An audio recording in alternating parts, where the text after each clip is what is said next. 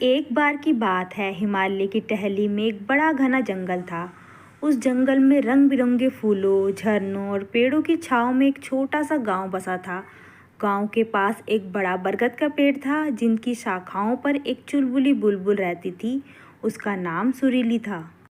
सुरीली की आवाज़ इतनी मधुर थी कि सुबह होते ही उसका गाना सुनकर जंगल के सारे जीव जंतु मंत्रमुग्ध हो जाते। उसकी चहचहाहट में एक जादू था जो सबके दिलों को छू लेता था। लेकिन सुरीली को अपनी इस खूबी पर थोड़ा घमंड भी था। उसे लगता था कि जंगल में उससे सुंदर और मधुर गायिका कोई नहीं है। उसी बरगद के पेड़ के पास एक छोटा तालाब था, जहाँ रात के समय एक जुगनू रहता था। उसका नाम था चुन्नू। चुन्नू की खासियत थी उसकी चमक। जब रात का अंधेरा छा जाता, तब चुन्नू अपनी छोटी सी पूंछ में रोशनी जलाकर जंगल में उड़ता और रास्ता भटके हुए जीवों को रास्ता दिखाता।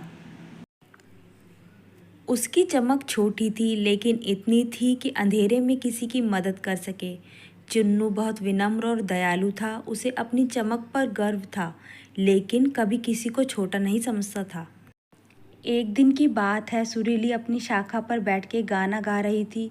उसकी आवाज़ इतनी मीठी थी कि जंगल के सारे पशु पक्षी उसे सुनने के लिए रुक गए। तभी चुन्नू तालाब के किनारे से उड़ता हुआ आया। उसने सुरीली की आवाज़ सुनी और रुककर बोला, सुरीली, तुम्हारा गाना तो जंगल को स्वर्ग बना देता है। तुम सचमुच बहुत खास हो। सुरीली ने चुन्नू की तारीफ सुनी, लेकिन उसे यह बात अच्छी नहीं लगी। उसने नाक सिकोड़ कर कहा, हाँ, मैं तो खास हूँ ही, लेकिन तुम क्या कर सकते हो? चुन्नू बस एक छोटी सी चमक जो रात में ही दिखती है। मेरी आवाज़ तो दिन रात सबको खुशी देती है।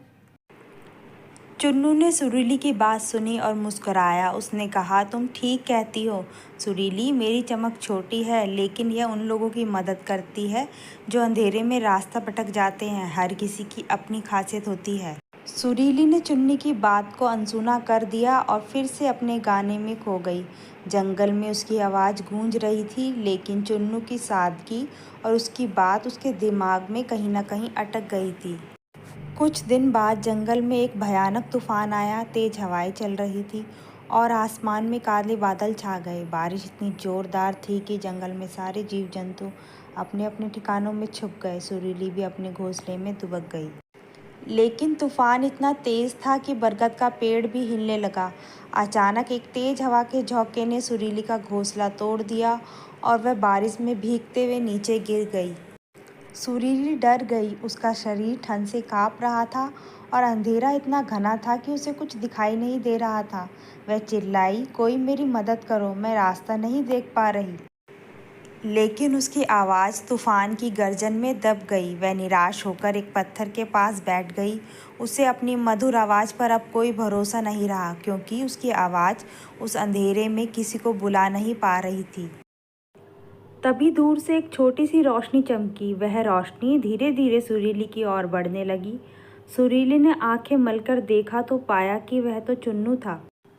चुन्नू ने अपनी छोटी सी चमक से सुरीली को देख लिया था। वह पास आया और बोला, सुरीली, डर मत, मैं तुम्हें सुरक्षित जगह पर ले जाऊंगा।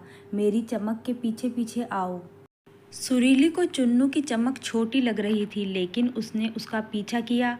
चुन्नू धीरे धीरे उड़ता हुआ उसे एक गुफा तक ले गया, जहाँ बारिश का पानी नहीं पहुँच रहा था। गुफा में पहुँचकर सुरीली ने राहत की सांस ली। उसने चुन्नू की ओर देखा और शर्मिंदगी से बोली, चुन्नू, मैंने तुम्हारी चमक को छोटा समझा था, लेकिन आज तुम्हारी वही छोटी सी चमक मेरे लिए सबसे बड़ी रोशनी बन गई। तुमने मेरी जान बचाई। चुन्नू ने मुस्कुराकर कहा, सुरीली, हर किसी की अपनी खासियत होती है। तुम्हारी आवाज़ जंगल को खुशी देती है और मेरी चमक अंधेरे में रास्ता दिखाती है। हम दोनों एक दूसरे से अलग हैं, लेकिन दोनों ही ज़रूरी है। सुरीली ने चुन्नू की बात को गहराई से समझा। उस रात उसने फैसला किया कि वह कभी किसी को छोटा नहीं समझेगी।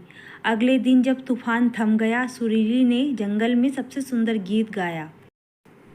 लेकिन इस बार उसका गीत सिर्फ उसकी अपनी तारीफ में नहीं था। उसने अपने गीत में चुन्नू की चमक की कहानी भी गाई। जंगल के सारे जीव जंतु उस गीत को सुन के मंत्रमुग्ध हो गए। उस दिन से सुरीली और चुन्नू अच्छे दोस्त बन गए। सुरीली दिन में अपने गीतों से जंगल को रंगीन बनाती और चुन्नू रात में अपनी चमक से रास्ता दिखाता। दोनों ने एक दूसरे की खासियत को सम्मान देना सीख लिया। इस कहानी से हमें ये सीख मिलती है कि हर किसी की अपनी खासियत होती है और हमें दूसरों को उनकी कमियों या सीमाओं के आधार पर छोटा नहीं समझना चाहिए। हर व्यक्ति चाहे वह कितना भी छोटा क्यों ना हो, अपने तरीके से दुनिया को बेहतर बना सकता है। दूसरों की खूबियों का सम्मान करना और अपनी खासियत को गर्व के साथ अपनाना ही सच्ची समझदारी है।